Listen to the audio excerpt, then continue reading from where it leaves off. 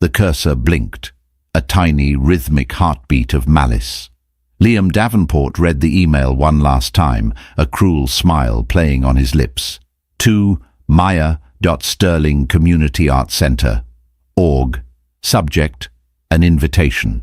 He pictured her in that dusty, underfunded art studio she called a career, her hands smudged with charcoal, her clothes smelling of turpentine. He imagined her opening this, seeing the gilded logo of the Davenport Innovations annual gala and feeling that familiar, bitter sting of what she'd lost. This wasn't just an invitation. It was a final, glittering testament to his victory in their divorce. He was sending her a front-row ticket to his new life, and he couldn't wait to see the look on her face. Liam Davenport's office was a testament to conquest. Perched on the 55th floor, it offered a panoramic view of San Francisco, a city he felt he was slowly conquering, one tech deal at a time. The glass walls, brushed steel accents and minimalist furniture all screamed one thing: power. Power he had earned, clawed for, and sacrificed for. His marriage to Maya Sterling felt like a part of that sacrifice now, a necessary shedding of dead weight. He remembered her as soft, quiet, and utterly unambitious. She had been content with their small apartment, her part-time work at a local gallery, and her gentle hobbies. While he was dreaming of IPOs and market disruption, she was trying to perfect a watercolor wash. He'd loved her once, or so he told himself, but love couldn't build an empire. Ambition could. "Sir, Ms. Thorne is on line 2, his assistant Kendra chirped through the intercom. Liam slicked back a stray strand of his dark hair and tapped the speaker button. "Bianca, darling." "Liam, did you send it?" Bianca Thorne's voice was smooth and sharp, like a shard of expensive crystal. "The invitation just dispatched," he said, leaning back in his leather throne of a chair. He swiveled to face the window, the city lights beginning to sparkle like a carpet of diamonds below. Subject line, an invitation. Simple, elegant, almost benevolent. Bianca laughed, a sound that was more performative than joyful. "Benevolent. You're a monster, Liam. I love it. Do you think she'll actually come?" "Of course she will," Liam said with unwavering confidence. "Curiosity and a misplaced sense of pride will get the better of her. She'll want to see me, to see if she can handle it. She'll rent some drab little dress, show up looking completely out of place, and I'll be the perfect gentleman. I'll introduce her to you. I'll show her this life, this world she was never cut out for. It's the kindest way to give her closure, really, to show her I was right all along." "The kindness is overwhelming," Bianca purred. "Just make sure she doesn't make a scene. The last thing we need is some weepy ex-wife causing a stir in front of the board members." "Maya doesn't make scenes," Liam scoffed, the memory of her quiet tears during their divorce proceedings flashing through his mind. That had been her way, silent disappointment. It had been infuriating. She internalizes. She'll stand in a corner, nurse a single glass of cheap sparkling wine, and then slip out before dessert. It will be a pathetic little pilgrimage to the life she could have had. The truth was, Liam needed her to come. His success, as massive as it was, felt incomplete without her as a witness. She was the ghost at his feast, the living embodiment of his past.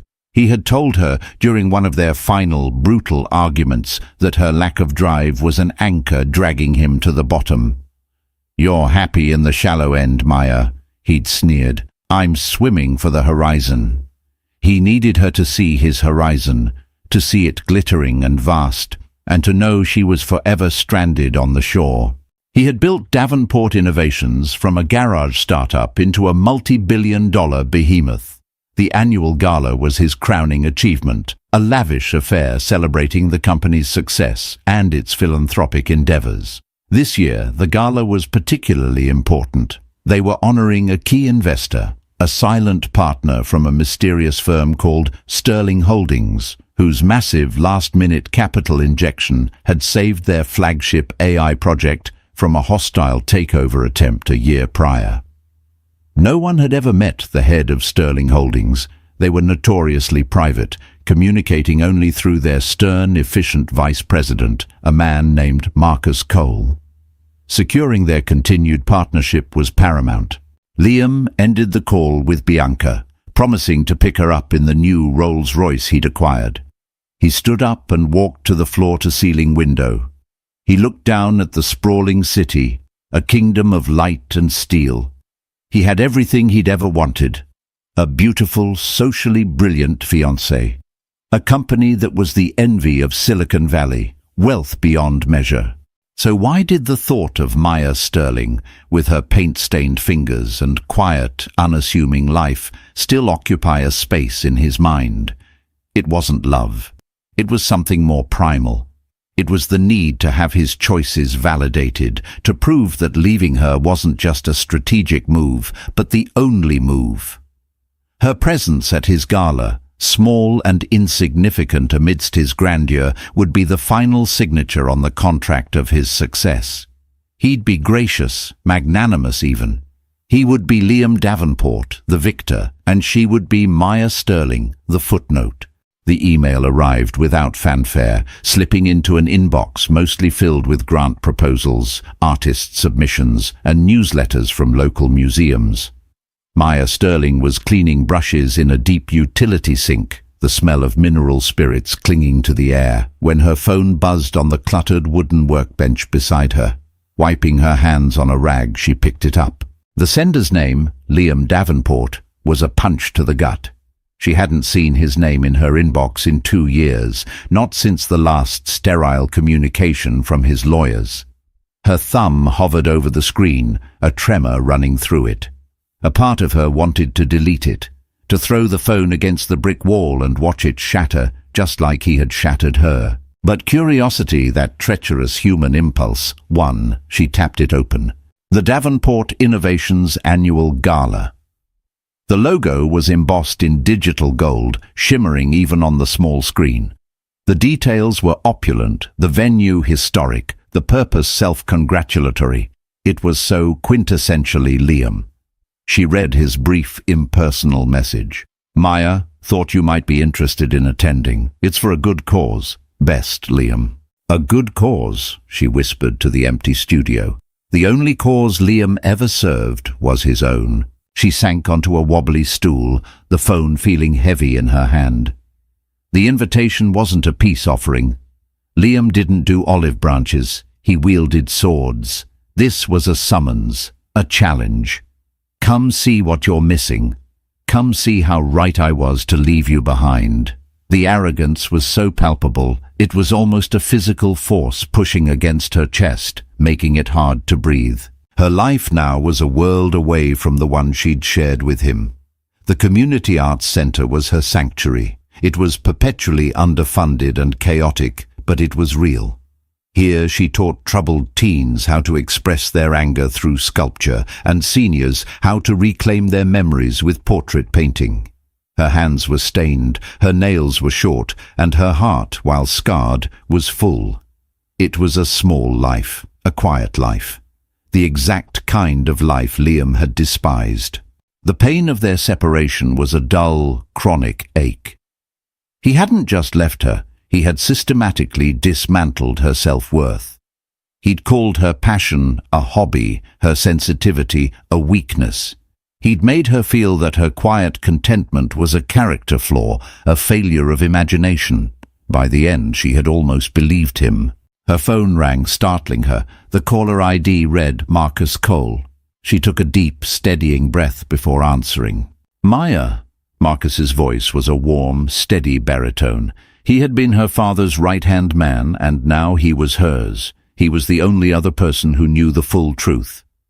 The quarterly reports are ready for your review, but you sound distracted. Is everything all right?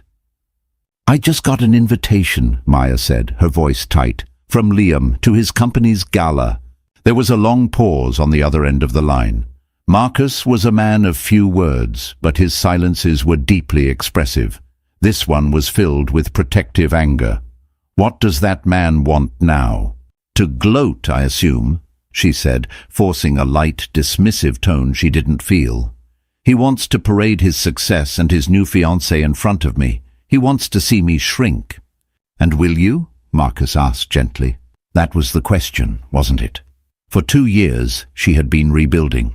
After her father, the reclusive and brilliant investor Robert Sterling, had passed away a few months after her divorce, Maya had been left with an inheritance that staggered her. Sterling Holdings, an empire built in the shadows. Suddenly the woman Liam had called unambitious was the chairwoman of a multi-billion-dollar investment firm. She had been terrified. But Marcus had been there, guiding her, teaching her, showing her that the same intuition she used to mix colors on a canvas could be applied to reading a balance sheet. She had a good mind, a sharp eye for detail, and a deep sense of integrity her father had passed down.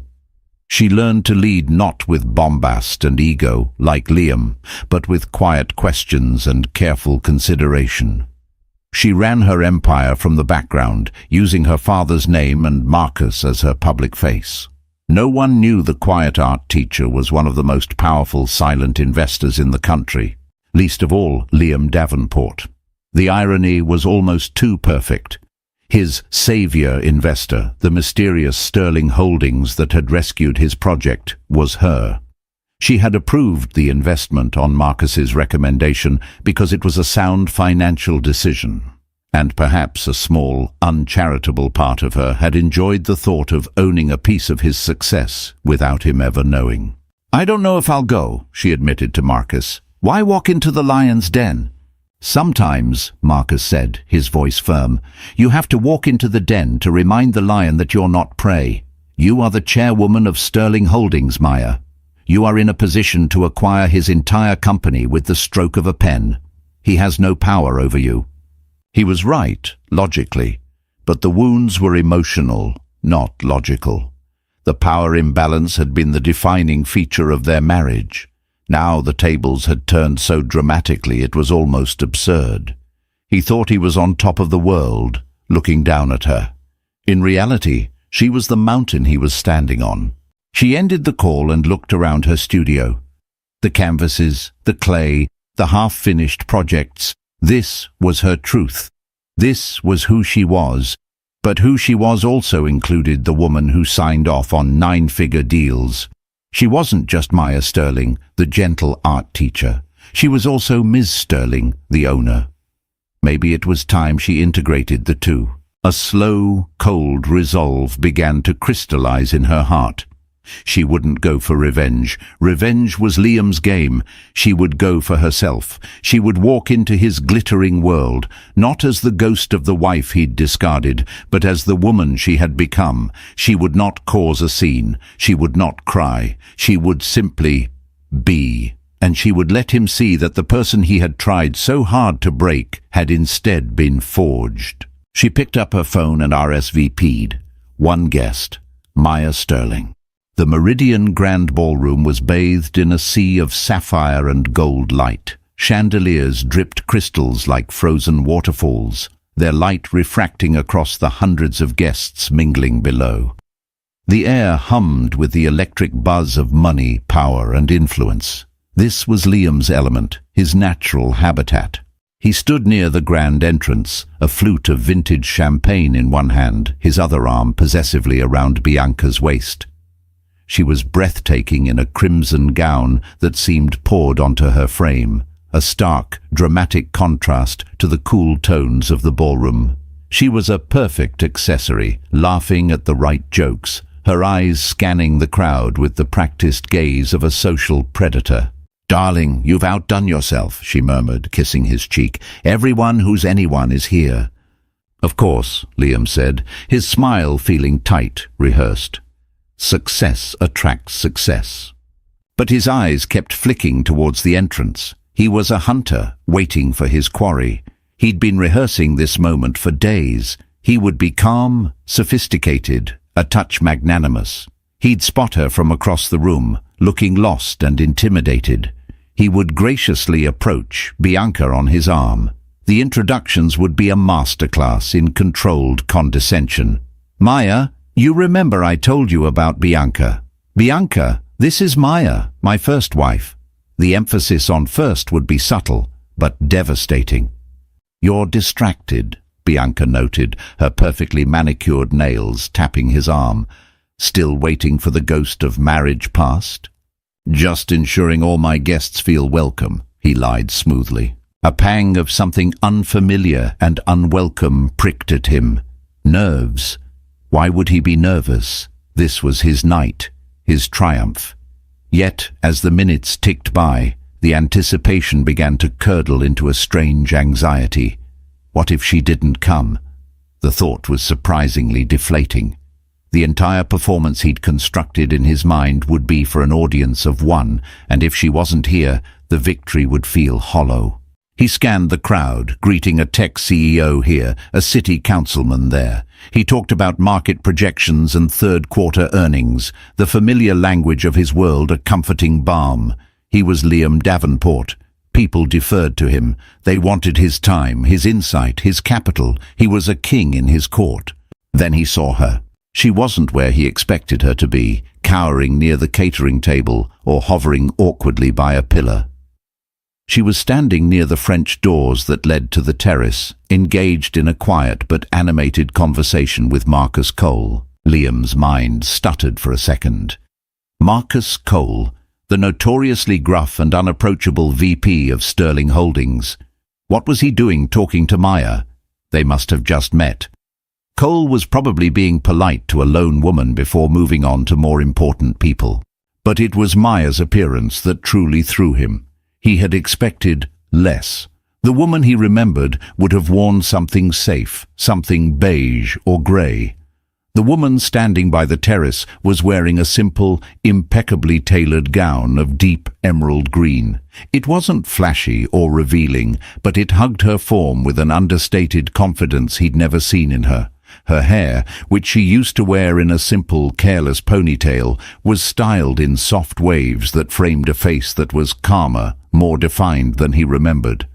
She wore minimal jewelry, but her eyes, as she listened to Cole, were bright and focused. She wasn't intimidated. She looked poised. Bianca followed his gaze. "Is that her?" she asked, a note of derision in her voice. "The dress is rather plain, isn't it?"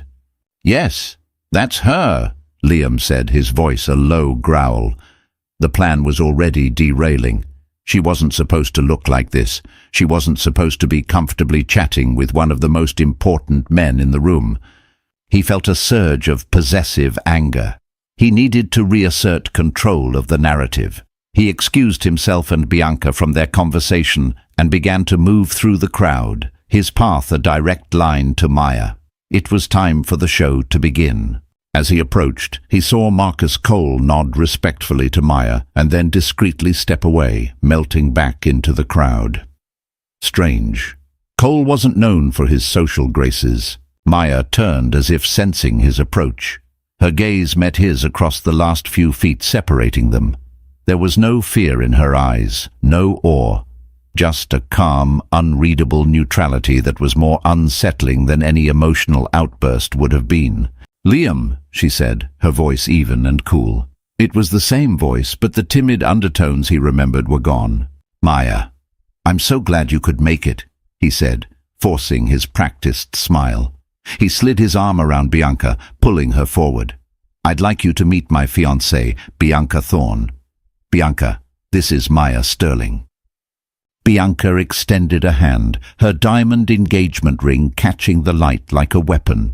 "It's so lovely to finally meet you," she said, her tone dripping with insincere sweetness. "Liam has told me so little about you." The insult was perfectly delivered. Maya simply took her hand, her grip firm and brief. "It's a pleasure to meet you too, Bianca.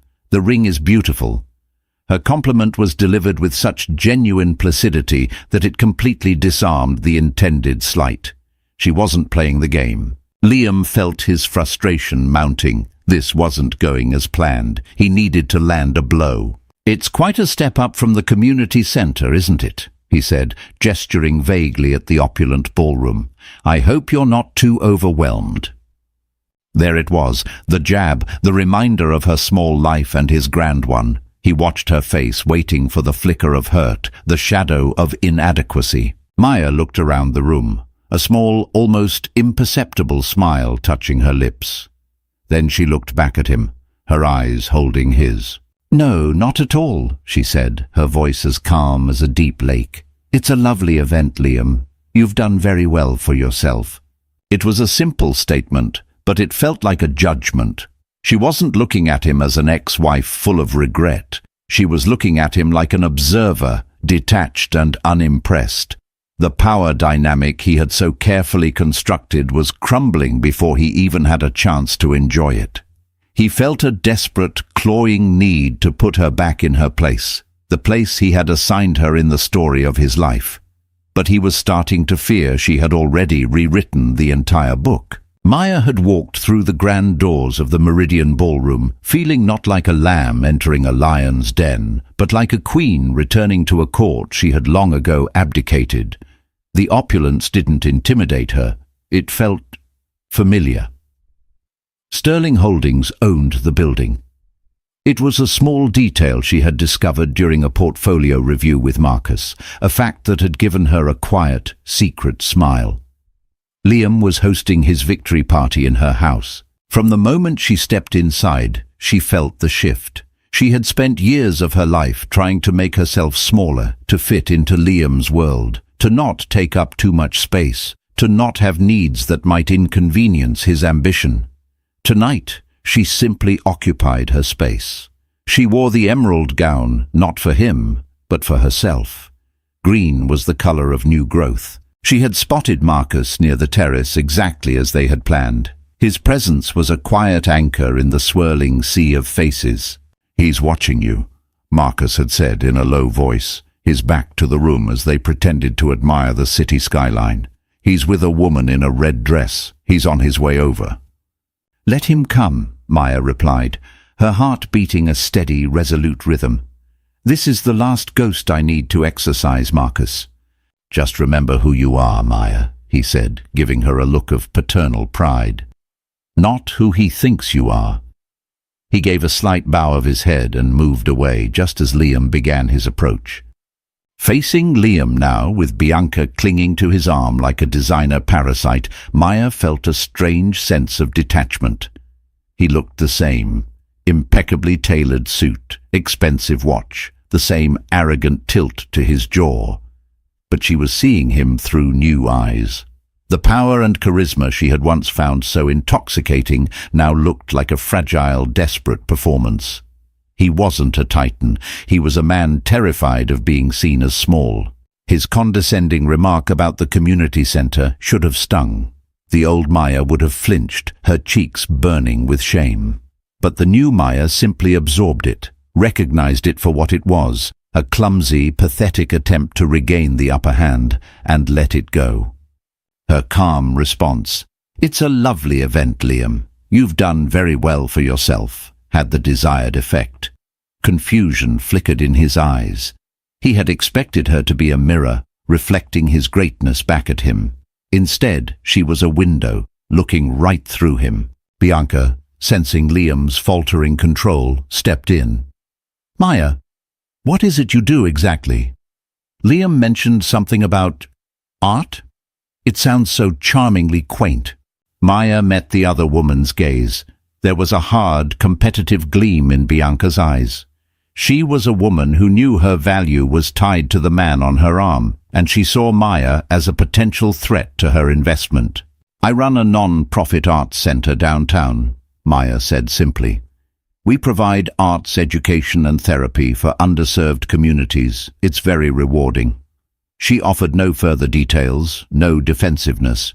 She stated it as a fact, as concrete and valuable as any of Liam's business ventures.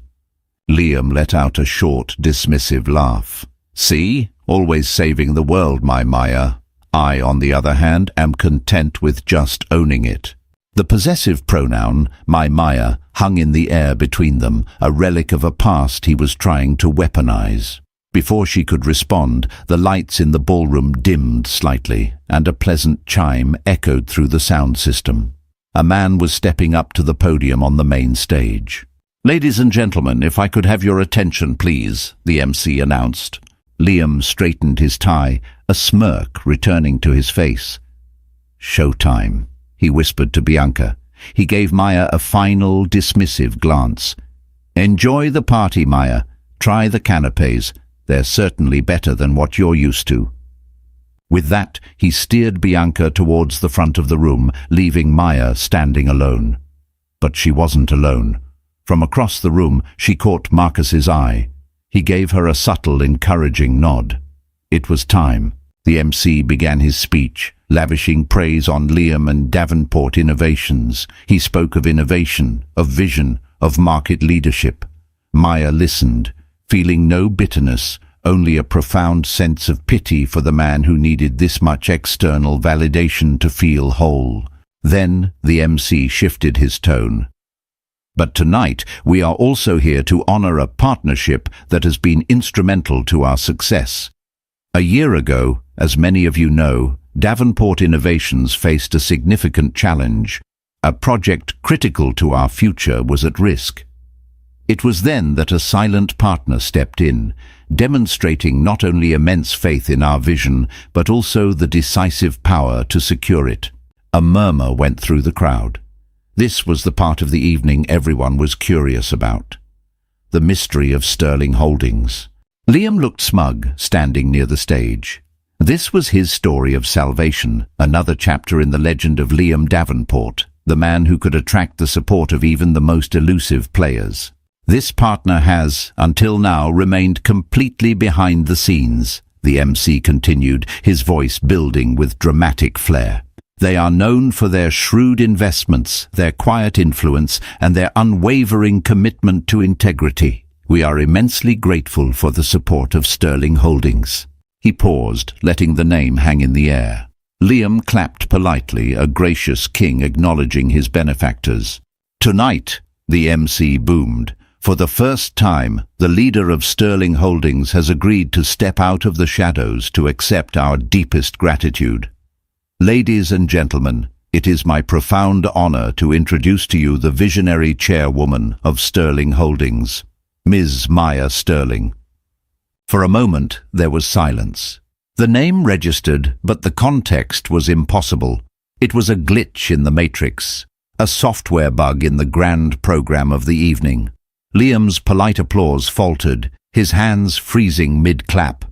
His smile froze, then cracked, like porcelain dropped on a marble floor. Maya Sterling. He turned his head, a slow, creaking motion, as if his neck were made of rust. He searched the spot where he had left her, expecting, what? To see her looking as confused as he was, to see her laughing at some bizarre, cruel joke. But she was no longer there. Instead, she was walking towards the stage. A spotlight found her, bathing her emerald dress in a celestial glow. Every eye in the room was on her. She moved with a quiet, unhurried grace that was utterly captivating. The woman he had mocked for being overwhelmed by the room now owned it completely. The murmurs in the crowd grew into a wave of shocked whispers. People were turning, pointing, their minds racing to connect the dots between the mousy ex-wife he'd occasionally mentioned and the powerful, enigmatic figure on the stage. Liam's world tilted on its axis. The floor seemed to drop out from under him, leaving him in a dizzying free-fall. His brain frantically tried to process the information, but it was like trying to fit a square peg into a round hole. Sterling Holdings, his savior, the silent, powerful investor. Her father's name was Sterling, Robert Sterling, the reclusive, eccentric investor who had died a couple of years ago. He had left everything to his daughter. The pieces didn't just click into place, they slammed together with the force of a tectonic collision, shattering his reality. He saw Marcus Cole standing near the side of the stage, his expression unreadable but for a hint of grim satisfaction in his eyes. Cole wasn't talking to her before. He was conferring with his boss. "Liam, what's happening?" Bianca's voice was a sharp, panicked hiss in his ear. Her grip on his arm was suddenly painful. "Is this a joke?" Liam couldn't answer. His throat was constricted, his breath caught in his lungs. He could only watch as Maya ascended the small set of stairs to the stage and shook the MC's hand. She stepped to the podium, adjusting the microphone with a calm familiarity that suggested this was not her first time addressing a crowd. When she spoke, her voice was clear and steady, amplified throughout the silent ballroom. There was no trace of the hesitant woman he had known. "Thank you," she began, her eyes sweeping across the audience. They did not land on him. It was as if he wasn't even there. Davenport Innovations is a company with a remarkable vision, and Sterling Holdings is proud to be a part of its journey. My father, Robert Sterling, taught me that the best investments are not in technologies or markets, but in people. We saw in this company a drive for innovation that we believed was worth protecting.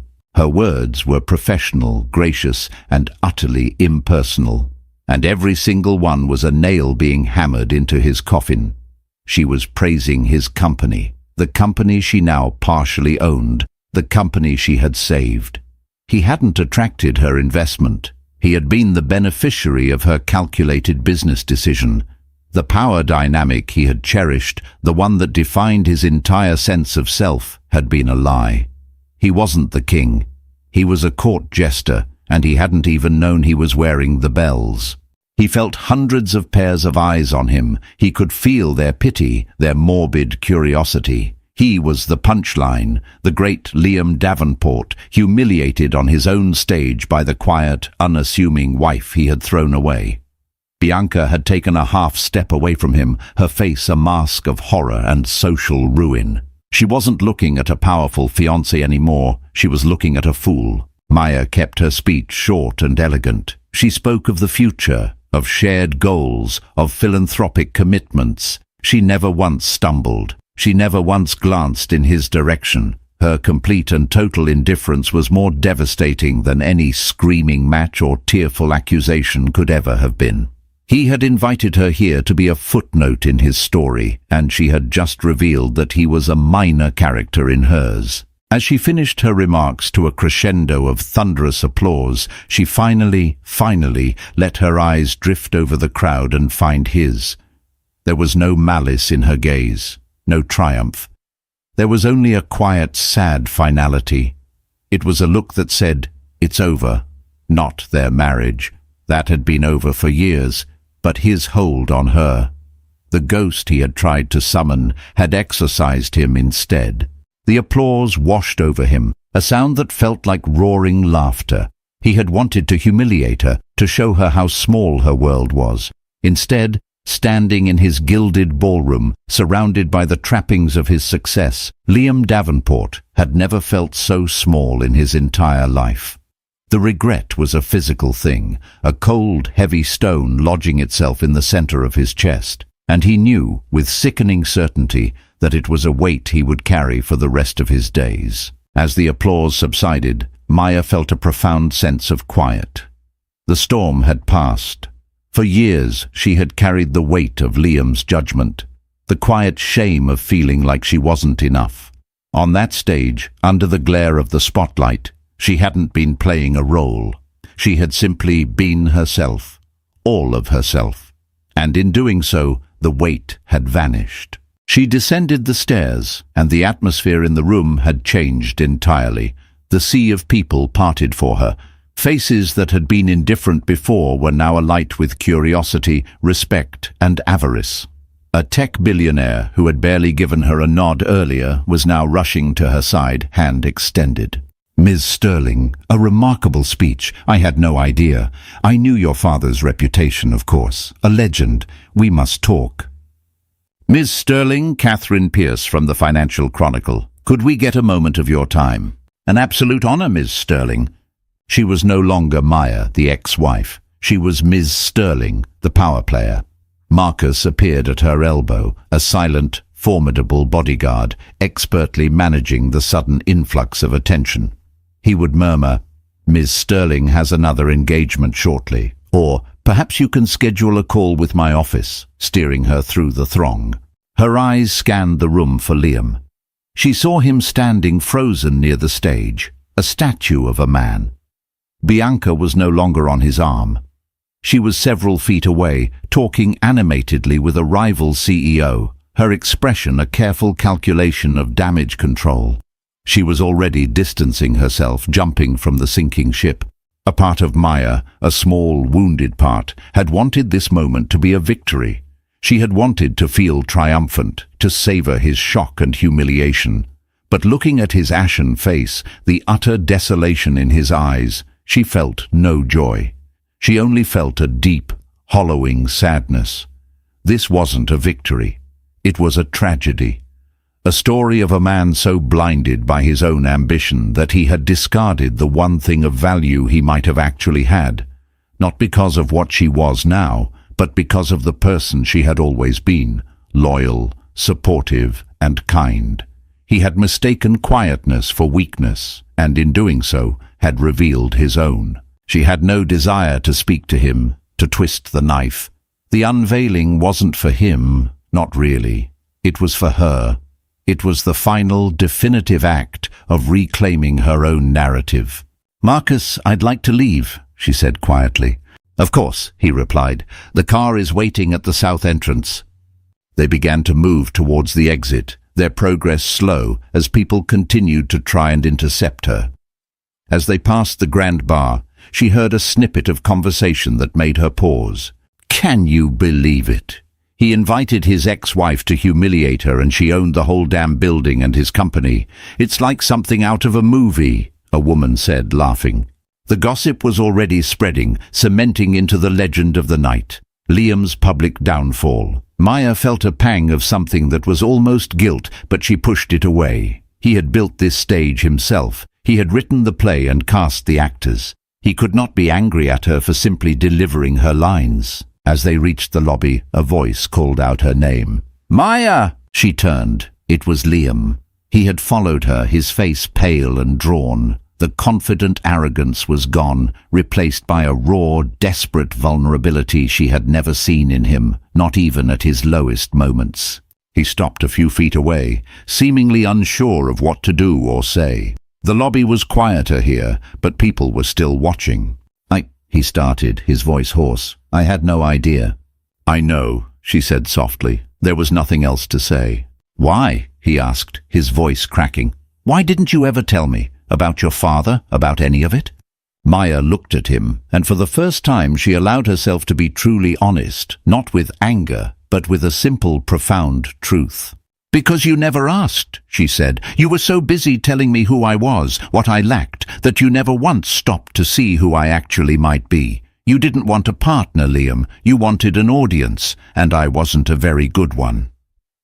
His face crumpled. The truth of her words hit him with visible force. He had talked and talked for years about his dreams, his plans, his successes. He had never once asked about hers. He assumed she didn't have any. "Maya, I'm sorry," he whispered, the words sounding foreign and clumsy on his tongue. It was the apology she had craved for years. But hearing it now, it felt like a coin dropped into a well that had long since run dry. It made a small, hollow sound and disappeared. "I know you are, Liam," she said, and her voice was gentle, full of a pity that was somehow more devastating than scorn. "Goodbye." She turned and walked away, Marcus holding the large glass door open for her. She didn't look back. Stepping out into the cool San Francisco night, she took a deep breath of the fresh, clean air. It felt like the first breath she had taken in a very long time. The Gala, Liam, their shared past. It was all behind her now, a chapter closed, a ghost finally laid to rest. She was no longer defined by his story. She was finally and completely the author of her own. The ride back to her quiet Pacific Heights home was silent. Marcus drove the black sedan with his usual stoic efficiency, navigating the sleeping streets of the city. The adrenaline from the evening was beginning to fade, leaving behind a strange and unexpected emptiness.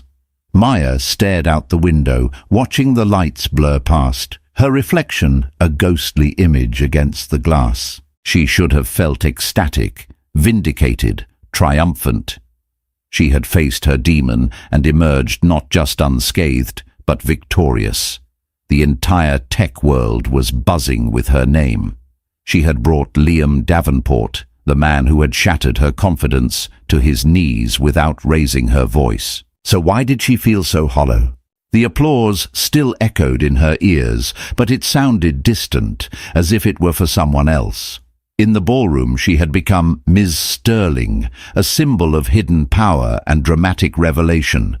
But in the quiet of the car she was just Maya, and Maya felt tired.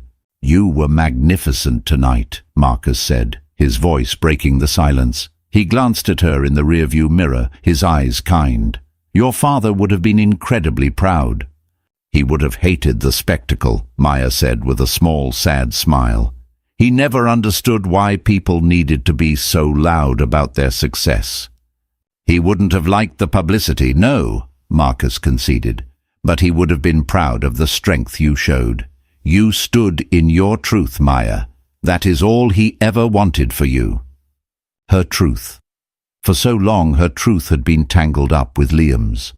His validation had been the sun she orbited, and when he had extinguished it, she had been left in the cold and dark. The past 2 years had been about learning to be her own source of light. Tonight was supposed to be the culmination of that journey, the moment she finally blazed. But it felt more like an ending than a beginning. She realized the hollowness came from the simple, painful fact that the victory didn't erase the scars. Proving Liam wrong didn't undo the years he'd spent making her feel small. His apology, as desperate as it was, couldn't stitch back together the pieces of herself she'd lost in that marriage. Redemption was a process, not a single dramatic event. When they arrived at her home, a beautiful but unassuming brownstone, Marcus walked her to the door. "Will you be all right?" he asked, his brow furrowed with concern. "I will be," she said, and she meant it. The hollowness wasn't despair, it was just space, a space that had once been filled with pain and was now empty, waiting for something new to grow. "Thank you, Marcus, for everything, not just for tonight." "It is my honor, Maya," he said with a slight bow. Inside, she shed the emerald dress, letting it pool on the floor like a discarded skin. She washed the makeup from her face and pulled on a simple, soft t-shirt and pajama pants. She padded into her art studio at the back of the house, the one place she felt completely herself. The room smelled of clay and linseed oil. A half-finished canvas sat on an easel, a landscape of the rugged California coast, all turbulent seas and resilient cliffs. She picked up a brush, her fingers curling around the familiar wood. She didn't paint. She just stood there, holding it, feeling its weight in her hand. Her phone buzzed incessantly on a nearby table. She knew it would be a flood of messages, from journalists, from business associates, from people who hadn't spoken to her in years. She ignored it. Instead, she thought of Liam's face in the lobby, the utter devastation. She had taken away his narrative, the story he told himself about his life, his success, his choices. He had built his entire identity on the idea that leaving her was a necessary step towards greatness. She had shown him and the world that he had left greatness behind. She didn't hate him anymore. Hate was a fire that required too much fuel. What she felt now was a profound, aching pity. Pity for a man so insecure he had to build a glass castle around himself, and who was now forced to live among the shards. Her victory wasn't in his defeat. Her victory was in this room. It was in the quiet joy she found in creation, in the meaningful work she did at the center, in the loyalty of a man like Marcus, in the legacy her father had entrusted to her. Her victory was the quiet, unassuming life Liam had so thoroughly scorned. It turned out that life hadn't been small at all. It had just been waiting for her to grow into it. She put the brush down and walked to the window, looking out at her small, tranquil garden. The moon was high and bright. The applause was gone. The whispers were gone. There was only the quiet hum of the city and the gentle rustle of leaves. And for the first time, the silence didn't feel lonely. It felt like peace. The drive home for Liam was a blur of streetlights and shame. Bianca had made a flimsy excuse about getting a ride with friends and had all but fled from him, her final look a mixture of contempt and pity. He didn't blame her. He was a social leper, a cautionary tale that would be whispered over cocktails and board meetings for months to come. He stalked into his cavernous, sterile penthouse, the silence of it pressing in on him. He ripped off his bow tie, his hands shaking with a rage that had no target but himself. He went to the bar and poured a tumbler of whiskey, drinking it down in one searing gulp. The burn did nothing to numb the cold, hollowing certainty of his own stupidity. You were so busy telling me who I was. You never once stopped to see who I actually might be. Maya's words echoed in the vast, empty space of his apartment, in the vast, empty space of his soul. He had been a fool, a blind, arrogant fool. He began to pace, a caged animal in a prison of his own design. Every object in the room, the expensive art, the designer furniture, the sweeping city views, seemed to mock him. They were trophies from a game he now realized he had lost spectacularly. He had spent years accumulating things, accolades, and power, all to prove that he was a success. And in one night, Maya had shown him that he possessed nothing of real value. His mind, a weapon he had always trusted, turned on him. It replayed their marriage not as he had edited it, a story of his ambition being held back by her simplicity, but with a brutal, horrifying clarity. He saw Maya, her brow furrowed in concentration, as she meticulously went over their finances in the early days, finding ways to save so he could invest in his fledgling company. He had called her frugal. He saw her staying up all night with him before a big presentation, making coffee, listening to him rehearse, offering quiet words of encouragement. He had taken it for granted. He saw the genuine joy on her face when she talked about a new artist she'd discovered, a joy he had systematically belittled because it didn't translate into profit or status. He had called her unambitious. What a joke! She hadn't lacked ambition, she had simply had a different kind. Her ambition was to build, to nurture, to create meaning. His was to conquer and acquire. He had seen her world as small because he was incapable of understanding its depth. The most damning memory surfaced, one he had buried deep. It was their last anniversary together. He had forgotten. He came home late from a celebratory dinner after securing a round of funding, drunk on success and champagne. She was waiting for him. The table was set with their good china. A simple home-cooked meal was cold on the plates. She had a small, wrapped gift for him. She hadn't been angry, just sad. Her disappointment was a quiet, heavy blanket in the room. And what had he done? He had sneered. "You're still focused on this sentimental nonsense, Maya. I just raised $10 million.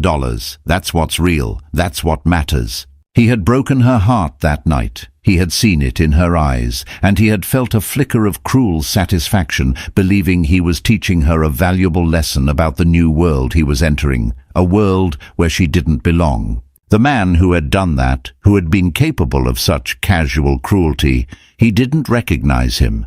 He didn't want to recognize him, but that man was him.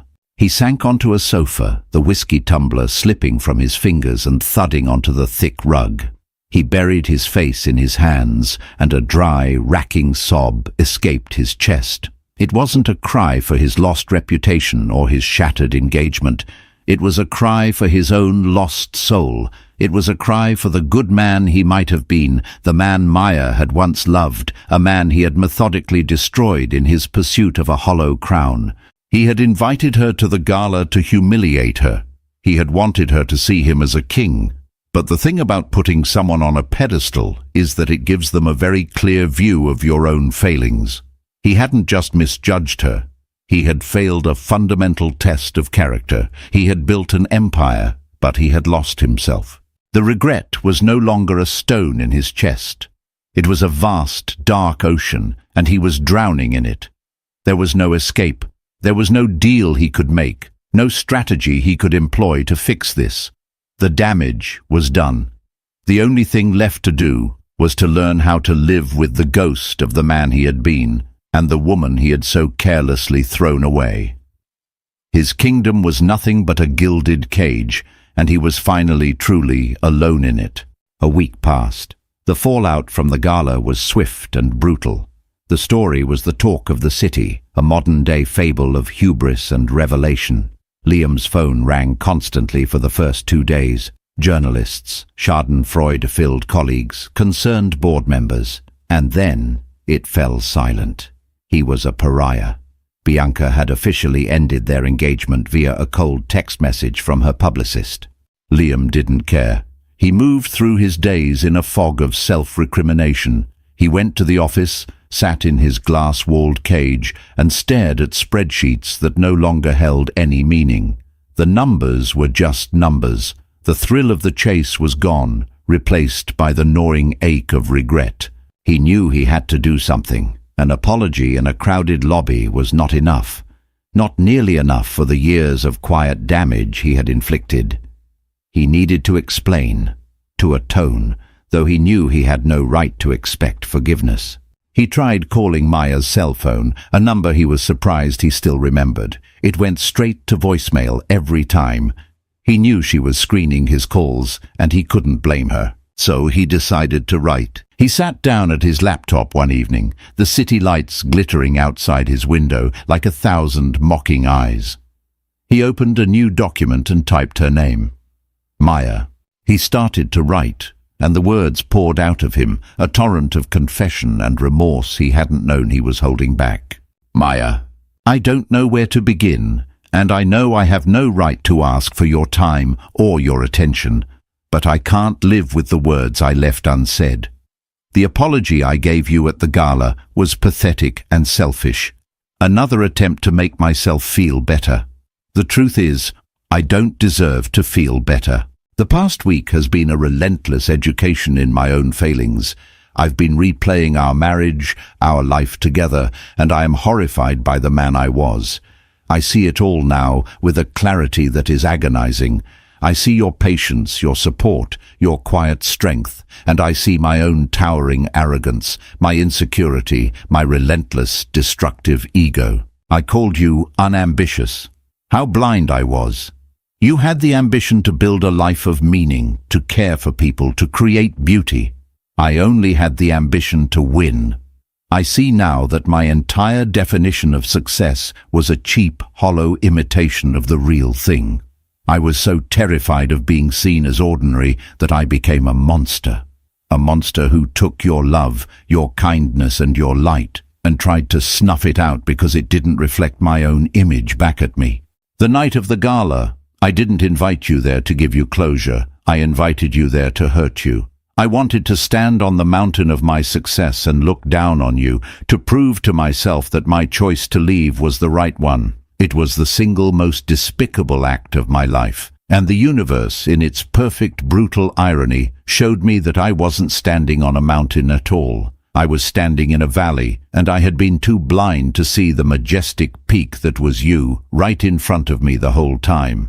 Learning about Sterling Holdings, about what you've built on your own terms, in your own way.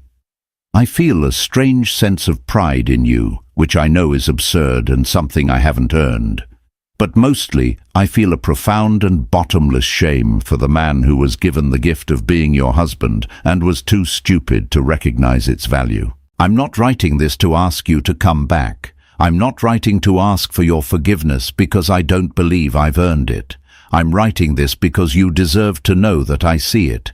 I see you. I see who you always were. And I see, finally, who I am. And I am going to change. Not for you, but because of you. You've shown me what real strength is. And I am going to spend the rest of my life trying to build a fraction of it in myself. I am so sorry, Maya, for everything. He finished typing, his chest aching, tears blurring the screen. It was the most honest thing he had ever written. He read it over, his finger hovering over the send button. This raw, pathetic confession. What would it accomplish? It would only be another intrusion into her peaceful new life, another demand for her emotional energy. She had already given him his answer in the lobby. Goodbye. It was a clean break. A gift. Dumping this letter on her would be a selfish act, a final attempt to make his pain her problem. Redemption, he realized, wasn't about grand gestures or beautifully written apologies. It was about quiet, consistent and difficult work. It was about actions, not words. With a deep, shuddering breath, Liam Davenport selected all the text in the document. He thought of Maya in her art studio, her hands covered in clay, creating something real and meaningful. He thought of the man he wanted to become, a man worthy of his own respect. And he hit the delete key. The screen went blank. The letter would remain unsent. His atonement would not be in telling her he would change. It would be in the changing itself. The road ahead was long and uncertain, but for the first time, he was looking at the right horizon. The story of Liam and Maya isn't just about a dramatic gala reveal. It's a powerful reminder that our perception of others is often a reflection of ourselves.